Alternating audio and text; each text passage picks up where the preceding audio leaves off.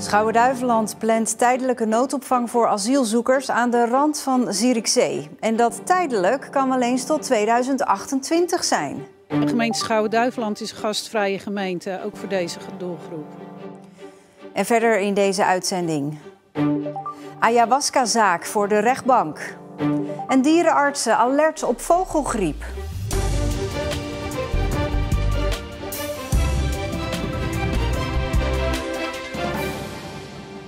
Goedenavond. De noodopvang voor 250 asielzoekers op Schouwen-Duiveland kan eventueel tot 2028 open blijven en komt ergens aan de rand van Zierikzee te staan. Dat vertelt wethouder Ankie Smit een dag nadat Zeeland plannen ontvouwde voor 3 permanente opvanglocaties, waarbij Schouwen-Duiveland de komende jaren dient als noodopvang. Wethouder Smit rekent niet op grote bezwaren vanuit de bevolking. We sluiten aan bij de kern Zierikzee, luidt de boodschap van de gemeente Schouwen-Duiveland, die een noodopvang voor 250 asielzoekers gaat opzetten. Deze noodopvang kan tot 2028 open blijven. Een lange periode dus. Het is de bedoeling dat als er voldoende capaciteit is in de AZC, dat, in een asielzoekerscentrum, een gewoon asielzoekerscentrum, dat deze locatie kan sluiten, maar dan blijft die beschikbaar als reservecapaciteit. Dus tot het einde van deze looptijd, en dat is 2028. Juist vandaag komt het bericht dat in Brabant een aangewezen opvanglocatie in de brand is gestoken als protest. Smit denkt dat we dat in Zeeland niet gaan meemaken. Het kan natuurlijk altijd zijn dat er een individu is die rare ideeën heeft of denkt ik ben het er niet mee eens, steek het in de fik. Maar die verwachtingen heb ik niet, nee. Zo zijn Zeeuwen niet? Ik weet niet of Zeeuwen zo niet zijn. De gemeente Schouwen-Duiveland is een gastvrije gemeente, ook voor deze doelgroep. Laten we eerlijk zijn, het is niet alleen menslievendheid waarom de Zeeuwse overheden nu als een van de eerste zelf met een plan komen voor in totaal 3 asielzoekerscentra in Zeeland met nog eens een grote noodopvanglocatie op Schouwen-Duiveland erbij. Ze beseffen zich maar al te goed dat de spreidingswet al in de Tweede Kamer ligt, waarbij de overheid de mogelijkheid krijgt om locaties gedwongen aan te wijzen. Ja, dan kun je inderdaad beter slim zijn en zelf met een plan komen. Tegen 2 mannen uit Terneuzen zijn maximale taakstraffen van 240 uur geëist, omdat ze betrokken zouden zijn geweest bij de dood van een 34-jarige man uit Oudewater na een healingsessie in IJsendijke. Het slachtoffer leek tijdens de sessie een soort bad trip te krijgen. Dat escaleerde in een worsteling met een van de verdachten. Om de man te kalmeren werd hij vastgebonden. En toen hij onwel werd, is hij naar het ziekenhuis in Oostburg en later Gent gebracht, maar artsen konden niets meer voor hem doen. Volgens het Openbaar Ministerie is er geen opzet in het spel, maar hadden de verdachten als organisatoren van de healingsessie wel zorgplicht. Ook neemt het OM het de verdachten kwalijk dat ze verboden middelen gebruikten tijdens die sessie. De funderingspalen voor het nieuw te bouwen 5-sterrenhotel Britannia in Vlissingen gaan al de grond in. Toch zaten vandaag nog bezwaarmakers bij de bestuursrechter in Middelburg, in de hoop dat die een stokje steekt voor de bouw van de in hun ogen foeilelijke toren. Ze vinden het 64 meter hoge hotel te hoog, vrezen windoverlast en zijn bang dat er geen zon meer komt in de wijk achter de boulevard. Half januari neemt de rechter een besluit over het bezwaar. In het dorpshuis in Kerkwerve is nu ook een mortuarium. Vanaf volgende week is alles gereed om er een overledene op te baren. Dan hopen we dat we op deze manier tegemoet kunnen komen aan de mensen die dicht in de buurt wonen. Zodat ze elk moment, als dat kan, naar hun overledene willen. Want die behoefte was er, bleek na overleg met uitvaartondernemers. Volgens de initiatiefnemers is het een logische plek, het dorpshuis. Een plek midden in het dorp, waar naast vreugde ook verdriet gedeeld kan worden. Vogelgriep heeft in het afgelopen jaar duizenden vogels getroffen. Maar het is niet alleen zorgelijk voor vogels en kippen. Het virus kan overslaan op andere dieren, op huisdieren en ook op mensen. Dode vogels, je komt ze nog steeds tegen, want de vogelgriep heerst nog altijd. En dus blijft het oppassen voor je hond en ook voor jezelf. Zeker op gebieden waar dus veel van deze vogels gezien worden, dus op het strand, toch zeker opletten. Want ook huisdieren kunnen vogelgriep oplopen.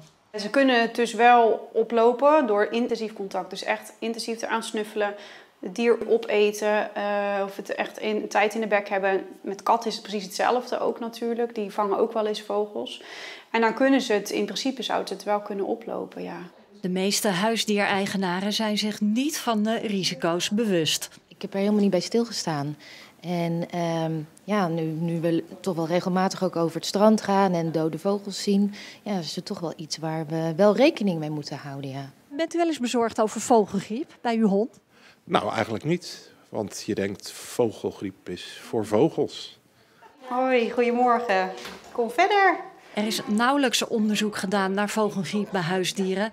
Het is in Nederland ook nog niet vastgesteld.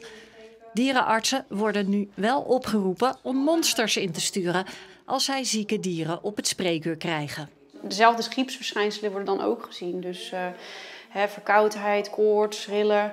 Maar we zijn met name zo voorzichtig omdat het natuurlijk voor ons zo besmettelijk is. Wij passen sowieso natuurlijk altijd wel een beetje op als ze losloopt en dode dieren. Dat ontwijk je, proberen in ieder geval altijd wel te ontwijken. Maar ontwijken, hoe doe je dat? Hier nog een paar tips van de dierenarts. Afstand houden, je hond aan de lijn houden. Zorgen dat ze niet in aanraking ermee komen. En als je die dode vogels ziet liggen, eigenlijk melding daarvan maken. De vogelgriepuitbraak was dit jaar de ernstigste ooit. Het goede nieuws is dat het nu wat mee lijkt te vallen. Maar het slechte nieuws is dat het vogelgriepvirus, net als het coronavirus, een typisch wintervirus is. En dat de verwachting is dat de vogelgriep binnenkort toch wel weer zal gaan oplaaien. Het kan de opstap zijn naar een mooie carrière als kunstenaar. De kunstprijs winnen van het Centrum voor Hedendaagse Kunst, de Vleeshal in Middelburg. Eens in de 5 jaar wordt de prijs uitgereikt. Voor de huidige editie zijn nog 8 kanshebbers in de race. Nu kun je nog naar de audiovisuele installatie van Alice Slinkstad. Maar binnenkort kiest de Vleeshal uit 8 kandidaten een Middelburgse kunstenaar die nieuw werk mag maken voor de monumentale ruimte. We hebben de kunstenaar te bieden een intensieve begeleiding van een curator die dus aan het werk is in het internationale veld, Marta Jager. En daarnaast de prachtige Vleeshalruimte waarvoor ze specifiek nieuw werk ontwikkelen. Ze krijgen ook een kunstenaarshonorarium. Dat vind ik ook heel belangrijk, dat kunstenaars fair pay, gewoon goed betaald worden. Dat krijgen ze dus allemaal, dat hebben ze allemaal te bieden. Ik ga zien waar kunstenaars op dit moment mee bezig zijn. Het werk wat ze hebben ingestuurd in hun portfolio, hoe dat er fysiek uitziet. Dat is natuurlijk toch anders dan wanneer je het ziet in een pdf. En hun eerste ideeën horen van wat als zij geselecteerd worden voor die tentoonstelling hier in de hal. Hoe zien ze dat voor zich? En alle kunstdisciplines kunnen in aanmerking komen. Het is echt heel bijzonder dat alle aanmeldingen heel gevarieerd waren. Dus inderdaad performance, sculptuur, installaties, ook kleiner werk, dus archivarisch werk. En hoe je dat selecteert is niet per se op discipline. Ik denk wat heel erg belangrijk is dat het werk de hal kan dragen. De Vleeshal is een hele specifieke ruimte. Dus er moet een connectie zijn tussen dat werk en de hal. Maar natuurlijk ook tussen de kunstenaar, het werk en mij, om in dat dialoog een tentoonstelling te ontwikkelen. 5 jaar geleden won Pieter Slagboom de kunstprijs van de Vleeshal. En ik kende de Vleeshal goed, want ik woon hier al 40 jaar. En ik dacht, nou, wat ik nu beoog, dat zou in de Vleeshal ook kunnen. Dus dat zou dan... Dus vandaar dacht ik van, nou, ik zend in en dan hoor ik het wel, wat ze ervan vinden. Toen hij won, moest hij met nieuw werk komen. Toen ben ik ontwerpen gemaakt van hoe kun je tekeningen, die eigenlijk toch wel transparant of kwetsbaar zijn, in een zo grote ruimte nog manifest laten zijn. Deze bijvoorbeeld. Deze heeft als titel Two Dying Heads. 5 meter breed en 3 meter hoog. Het leverde hem na de Vleeshal ook een expositie in New York en momenteel in Antwerpen op. Zowel inhoudelijk als praktisch heeft het natuurlijk heel veel betekend. Eerst is het altijd even stil. Toch al 3-4 weken daarna kreeg ik een e-mail van Bridget Donahue in New York van wil je bij mij een solo tentoonstelling maken? Dan denk je, nou, ik droom zeker of zo. Of dit, Maar door die Vleeshal word je dan toch net even iemand iets meer. Gaan de puzzelstukken steeds meer in elkaar vallen, dat je dus goede aanbiedingen krijgt.